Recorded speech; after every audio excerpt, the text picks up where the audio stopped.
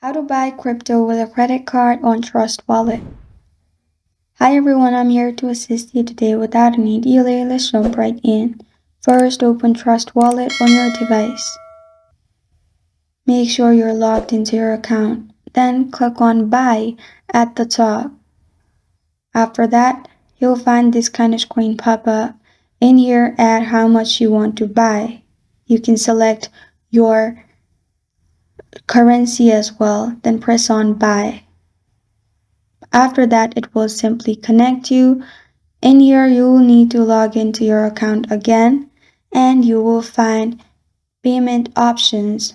You will find credit card, debit card. Simply click on credit card and pay with credit card. This is not available in my region, so I won't be able to show, but this is the process. This is how to buy crypto with a credit card on Trust Wallet. Thank you for joining me today. If this video helps you out, please leave a like and subscribe for more. Got a question or want to suggest a topic? Comment below. Thank you for watching.